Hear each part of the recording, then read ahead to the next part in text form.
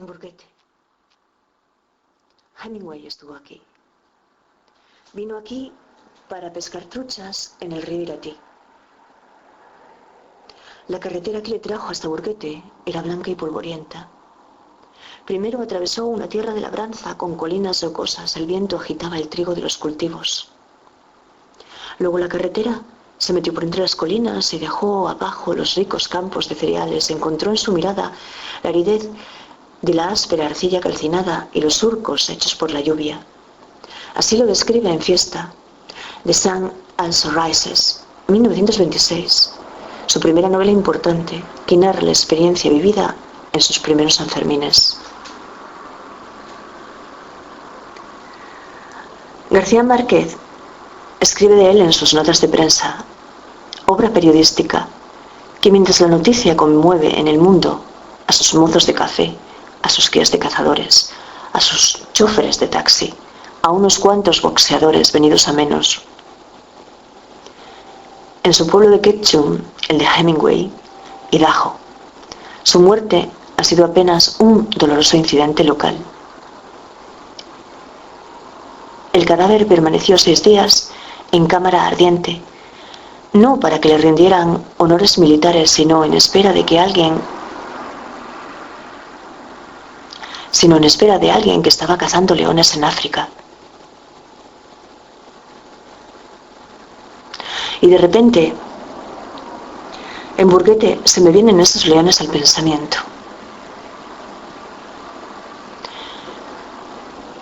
Algo que suceda. Entre corchete.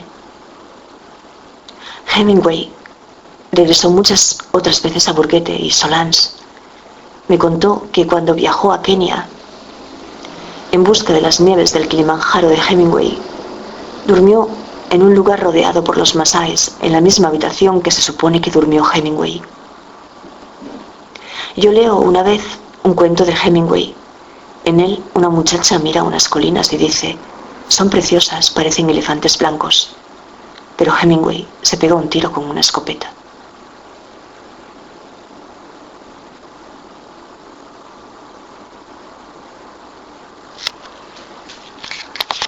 Hoy es lunes 13 de enero del 2014 y son ahora las 6:22 y es una lectura que se me resiste.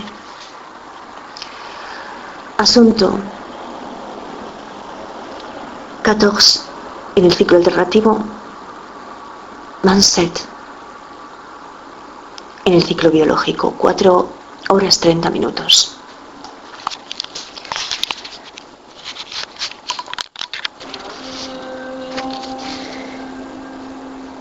El profesor Les dice que el Sol es un aparato que transforma hidrógeno en helio y que en este proceso pierde energía y por tanto masa. Y eso es lo que genera la luminosidad que posibilita nuestra existencia. Vosotros llamáis aparato al aparato digestivo, pero también sistema. Y para puntualizar la referencia a los filisteos, Goliat era un filisteo, pero su nombre en arameo quiere decir el que vive peregrinando.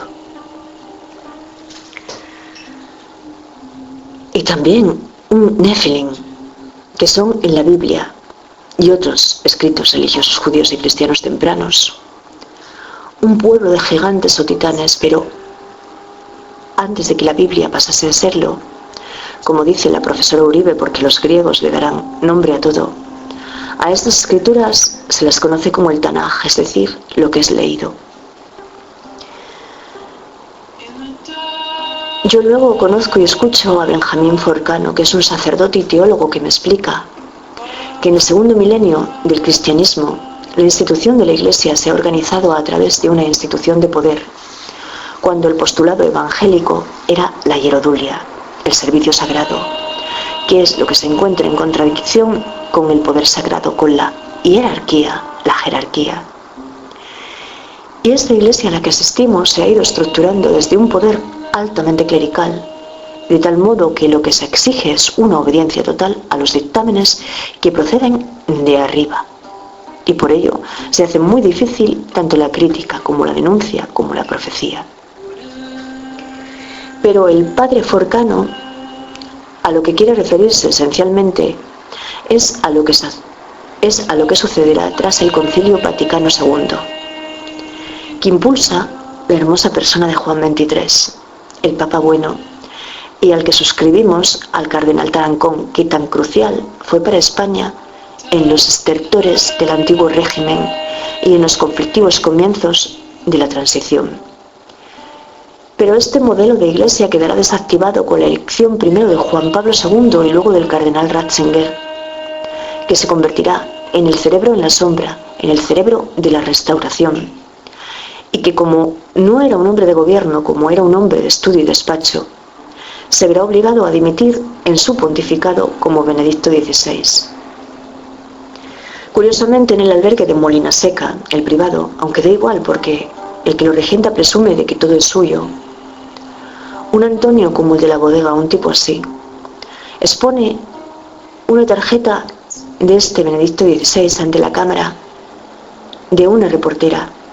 Lo que sucede es que la reportera no es imbécil, y a ella lo que le gustaría saber es cómo el cardenal Ratzinger, cuando ni el obispado de Astorga, ni el arzobispado de Santiago, ni a la Nunciatura Apostólica en Madrid le consta que Benedicto XVI haya realizado el Camino de Santiago, le firma esa postal que le envía este dueño en el año 2000 como Luis Joseph, futuro Papa Benedicto XVI, cuando Ratzinger será elegido en la cuarta votación del cónclave de los cardenales, un 19 de abril del año 2005.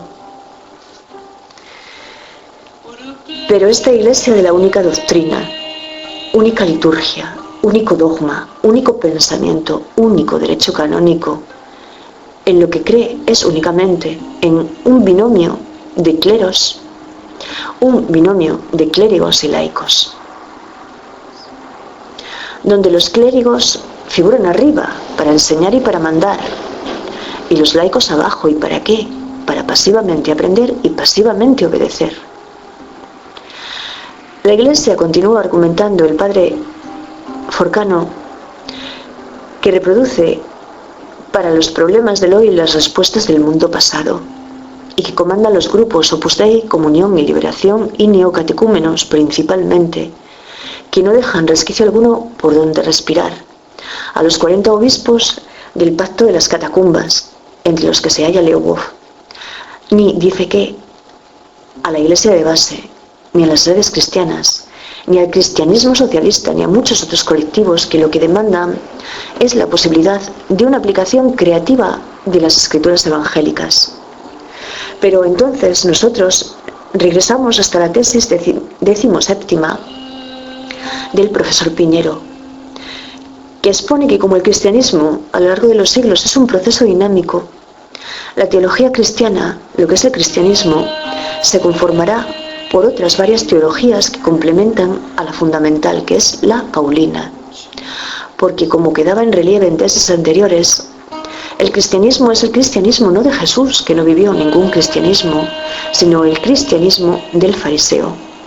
Y antes de conocer sus estrategias de mercadotecnia, tenemos que añadir que estas otras teologías que integran el cuerpo de escritos al que el padre Forcano se refiere como Nuevo Testamento son lo primero restos del judeocristianismo en el Evangelio de Mateo, que es el más judío de todos, y la Epístola de Santiago y Judas, y el Apocalipsis, y después el Evangelio de Juan, del que la mayoría de los historiadores piensan que al repensar a Jesús como lo ha repensado, lo ha transformado tanto en otra cosa que al nivel de la historicidad es inviable el utilizarlo. Y Pablo es el creador del Cristo celestial, aquel que le da la vuelta al Jesús histórico y lo transforma en el ente que jamás existió, aunque siempre, claro está, en opinión de los historiadores, y que supone la tesis número 18. De tal modo que cuando Pablo se hace consciente de que si predica un Jesús puramente judío, nadie le compra esa mercancía, lo convierte en un redentor universal, porque ese es el producto vendible en el Imperio Romano, que en los años 70 del primer siglo tiene que masacrar a los judíos porque son los más rebeldes de todo el imperio. Y este imperio romano, explica el profesor Piñero, es un mundo sin espiritualidad, un mundo en el que existe una religión oficial que no les llena y que o bien se practica a través de sacrificios, o bien yo te doy esto para obtener esto otro, o como te adoro tú me beneficias. Pero sin ética, sin vida de ultratumba, y a cambio lo que existe es esa minoría que está absolutamente convencida de que lo que importa es salvarse. Y eso dicen que lo saben, porque hay un gran número de oráculos que se visitan religiosamente, entre comillas, fenomenológicas. Los peregrinos lo hacen buscando sus recetas para la salvación y un gran número de adeptos a las religiones mistéricas, en las que hay un Dios que ha sufrido un proceso de padecimiento que ha superado como Dioniso, incluso que ha resucitado, y el acto de iniciación es un acto de unión con la divinidad, con esa divinidad. Y también hay libros de conjuros, de magia, en salmos, fórmulas, que venden sistemas para cuando el alma, que dicen que es inmortal, tenga que elevarse hasta las más altas esferas, que son los planetas. Y los dominadores de esos planetas te pidan tu salvoconducto o descender al Hades, y como Orfeo, esos libros te enseñan esos caminos. Pero por hoy vamos a dejar nuevamente este asunto detenido aquí y te voy a comentar que aunque tal vez me gustaría que fuera posible olvidarnos del asunto de la religión, eso para mí en este momento no lo es, porque ya que he entrado en ello no quiero que me suceda como me sucedió con el ciclo de Krebs, cuando finalmente comprendía la glucólisis y lo detuve ahí, y ahí se quedó detenido porque la escuela comenzó y yo a experimentarme absorbida por ella. Así que no sé si te vas a aburrir tremendamente, pero la batida por esta selva de símbolos, la tengo que realizar sin tregua. Y hay una Solange en la vida de nuestro escritor. No sé exactamente quién pueda ser, pero me parece positivo incluso dejar ese aspecto en el aire. Y el primer tramo de Camino Real que voy a introducir en mi paso por Burguete, lo que ya decide que clausure esa primera jornada en el contexto virtual y en parte me obliga a hacer alguna llamada a Zubiri, donde se hace noche, para averiguar qué cena nos recomiendan preparar desde ahí y con qué vino nos la recomiendan. Porque creo que las recetas al final no serán de la cocina francesa necesariamente, sino de la cocina de la tierra o de la tierra del peregrino con el que se cene. Te deseo un buen día, querido profesor, y te incluyo ese fragmento que rescato de mi propia andadura. En Burguete, Hemingway estuvo aquí. Vino aquí para pescar truchas en el río Iratí. La carretera que le trajo hasta Burguete era blanca y polvorienta. Primero atravesó una tierra de labranza con colinas rocosas. El viento agitaba el trigo de los cultivos. Luego la carretera se metió por entre las colinas y dejó abajo los ricos campos de cereales. Encontró en su mirada la aridez de la áspera arcilla calcinada y los surcos hechos por la lluvia.